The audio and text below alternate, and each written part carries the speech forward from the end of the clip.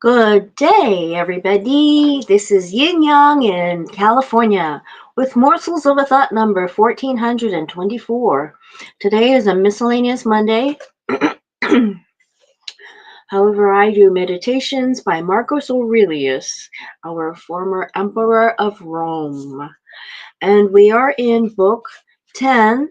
We started in on book 10 the other day, and there are some sections that were never done in Morsels of a Thought number 1375, which is today 1424. Let's do this.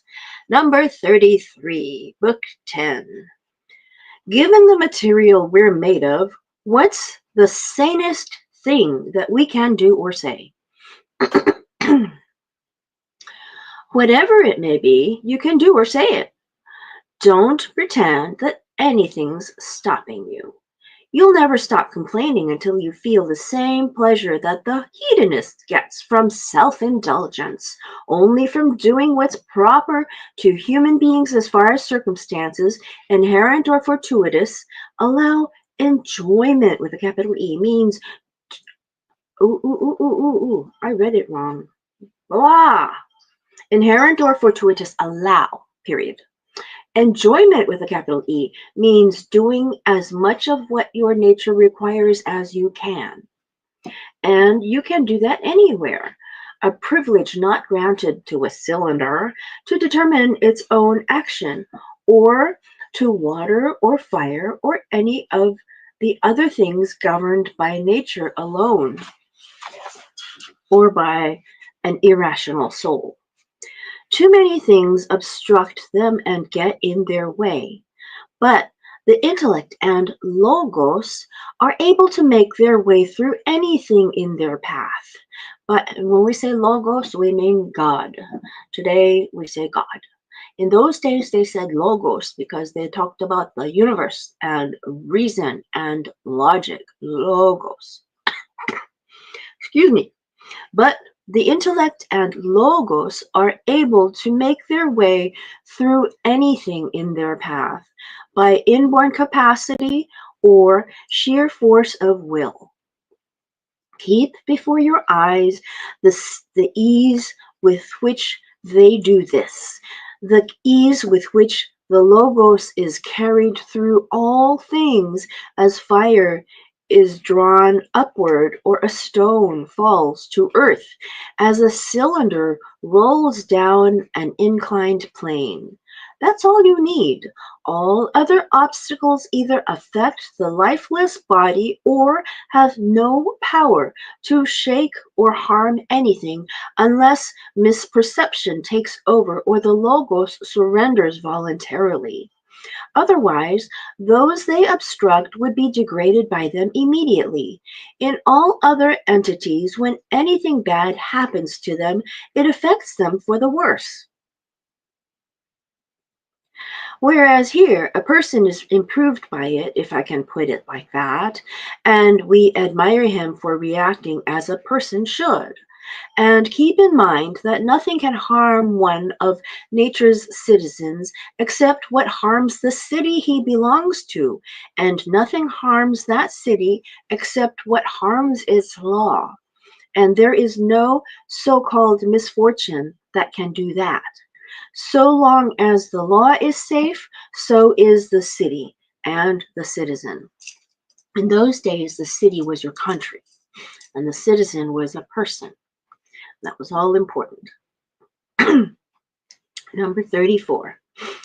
If you've immersed yourself in the principles of truth, the briefest, most random reminder is enough to dispel all fear and pain.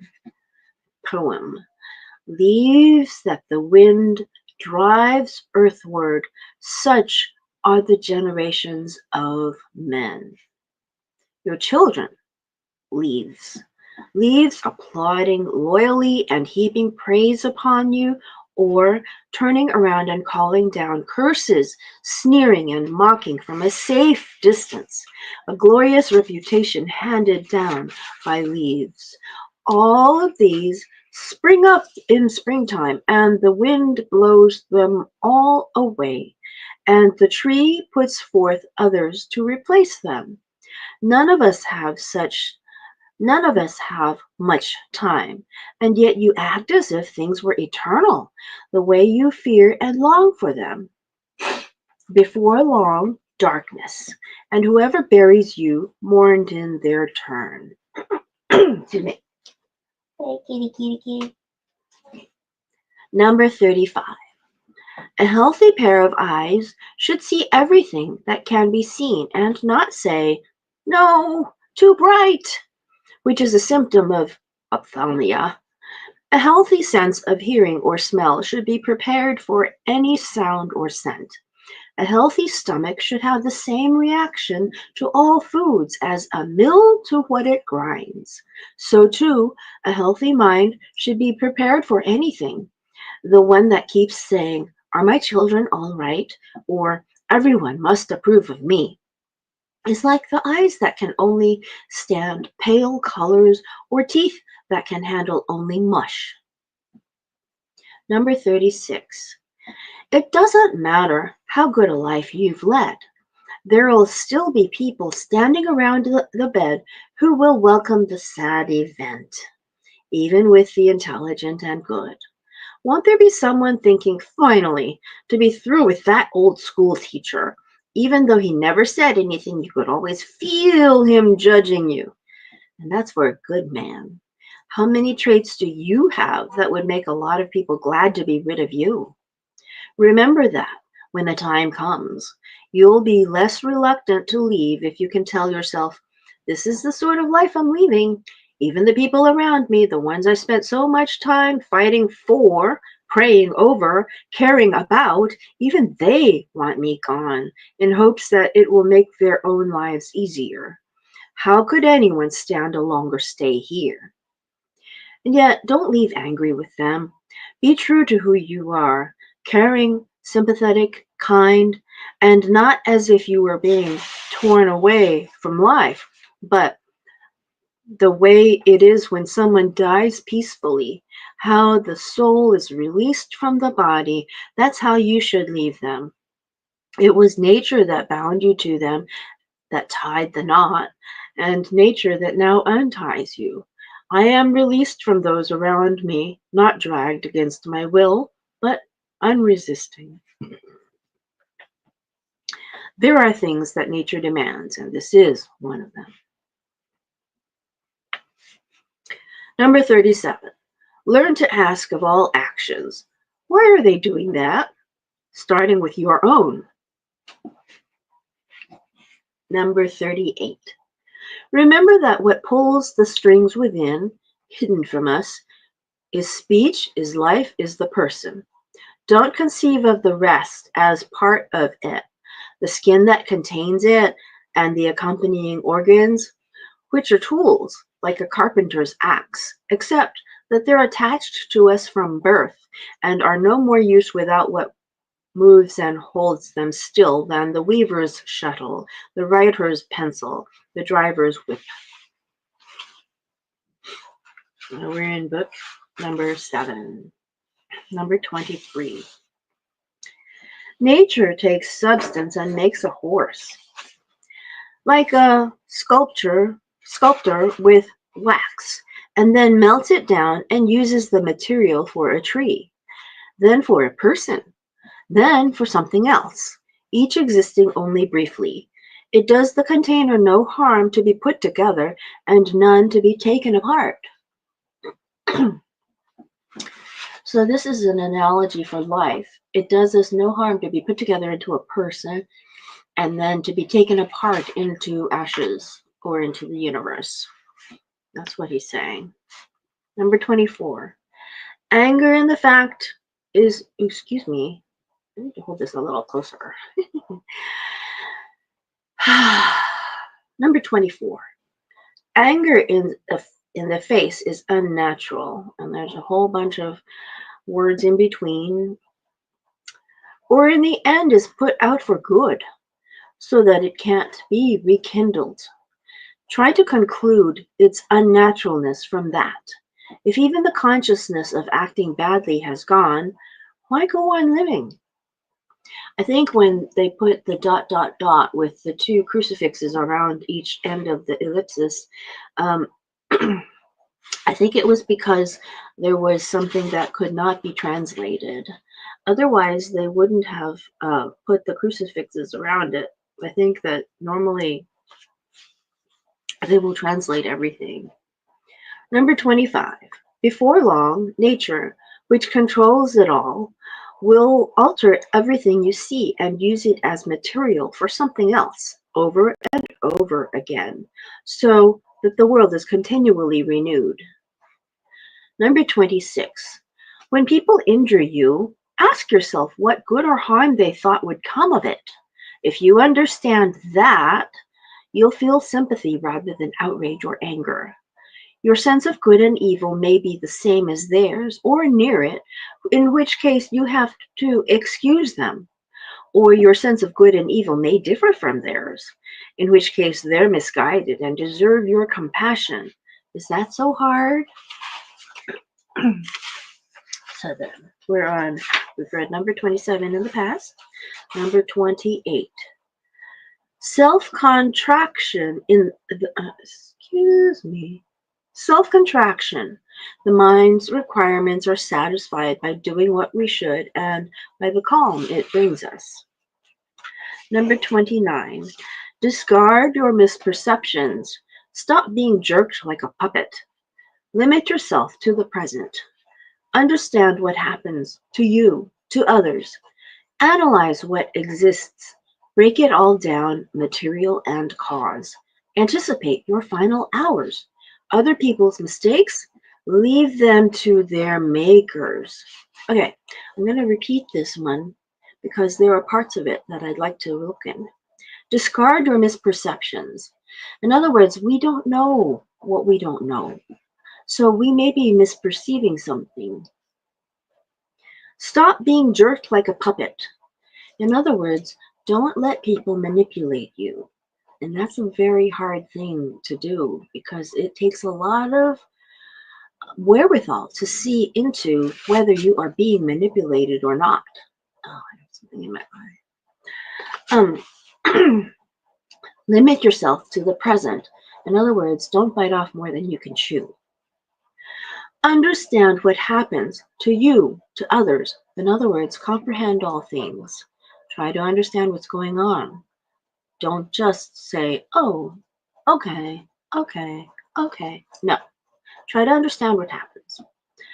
Analyze what exists. Break it all down, material and cause.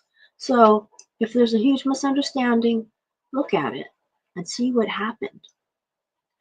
Anticipate your final hours. In other words, get your affairs in order and keep them in order. I remember doing mine when I was 16. Starting, I mean. Other people's mistakes, leave them to their makers. In other words, I'm going to mention Dr. Duc Wong here. Duc Wong is the person who got me started on doing all these lives, and I've been doing them for 1,424 days continuously without any breaks. Nobody else has done that many since January 2nd, 2021, as I have been doing, and I am 307 following Dr. Wong. And he assigned us something the other day, which was to to watch a video collaborated on by Wayne Dyer and Abraham Esther Hicks. And it was a very interesting thing.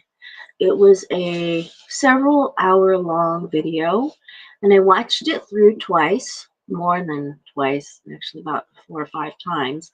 And there is a part where the collective of the unembodied through Esther Hicks was named Abraham, and it spoke through Esther Hicks, said that humans, I mean, that we're drifting slightly away from Marcus Aurelius, but I will say this. She said humans are often disappointed to find that there is, that it doesn't work the way that people expect with heaven and hell. Hell can be on earth and heaven can be on earth. It's the way you look at it, but they don't exist in the unembodied world and in the non-physical world. And so when you see a really horrible stepdad pass away, he doesn't go into a pit of fire. He becomes a positive piece of energy that loosens and drops all its mortal coils, to take a little bit of Shakespeare there. And excuse me, that's it. So leave them to their makers. Oh my gosh. Okay. Number 32. We've read some of the others before. Number 32. On death, if atoms dispersed, if oneness quenched or changed. So, about death, if you're a bunch of dead atoms, it means you've been dispersed. If you are in one piece, it means you've been quenched or changed. So, that's an interesting thing. On ambition, that's number 33. On pain, unendurable pain brings its own end with it. Chronic pain is always endurable. The intelligence maintains serenity by cutting itself off from the body. The mind remains undiminished. I'll say that with chronic pain, there are ways to deal with it where you detach yourself from your body. It's mentally difficult, but there are exercises that they use now in the medical arena that I've heard of, seen, and done.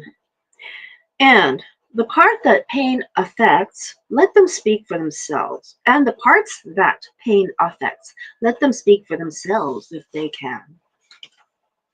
On ambition, number 34, how their minds work, the things they long for and fear. Events like piles of sand, drift upon drift, each one soon hidden by the next. In other words, if you've ever attended something that's a little obscure, it used to be called Esalen something or other, and it was something they changed into a big old thing called the Landmark Forum, which was a little strange in my opinion, but there was one thing that I noticed that they said that I liked. It was an analogy to life. You take one event to the next. After this, you've got a snag in your childhood, and you've got an event that covers it up.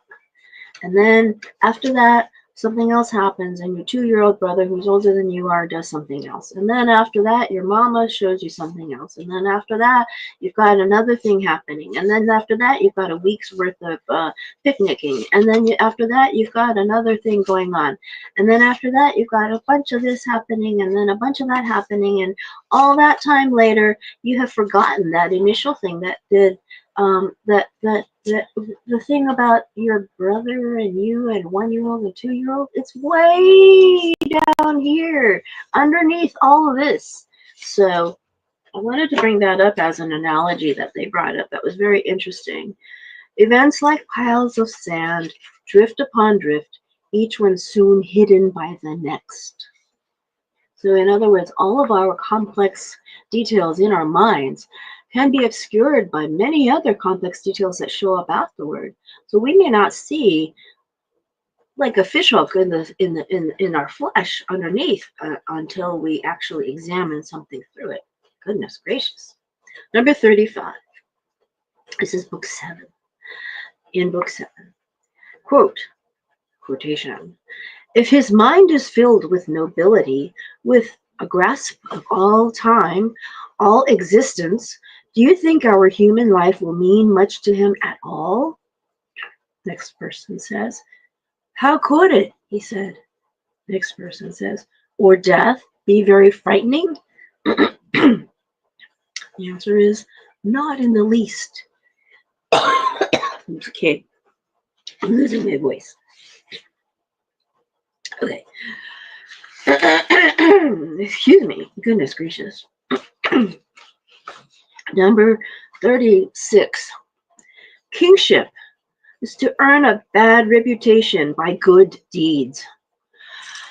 I'm going to say something about our current times because today we're in a very interesting time of day, which is that we've got a few, well, we've got more than a few uh, countries writing other countries right now. And there are people trying to get in power here, there. The word Sudan tells me something. The word Ukraine tells me something. The word Russia tells me something. The word Jews tells me something. The word Israeli tells me something. The word Muslim tells me something. The word Palestinian tells me something.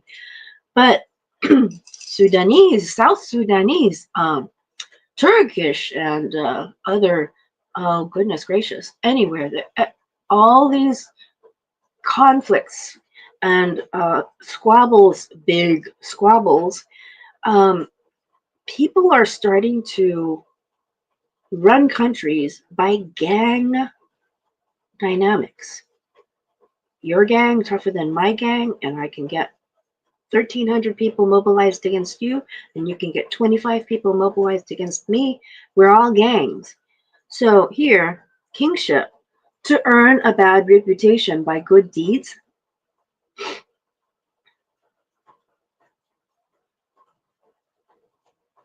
I don't know. I'm not sure I understand it. Number 37, we'll end on this one. Disgraceful that the mind should control the face, should be able to shape and mold it as it pleases, but not shape and mold itself. I don't get that one either, so I'm going to go to the next one. Number 38. And why should we feel anger at the world? As if the world would notice. That's what we're going to end on today. That was number 38 in book 7. In book 7. Marcus Aurelius's Meditations. There will be a time when I'm going to read more of the introduction that there were, 37 pages of the introduction, and I only read 33, so we'll eventually get to that too. So anyway, that's what's going on in the world today. That's what went on in the world yesterday, and yesterday was 2,000 years ago, and my kettle of water is about to boil, so I'm going to go now. Okay, old Kinderhook, that congressman, old Kinderhook.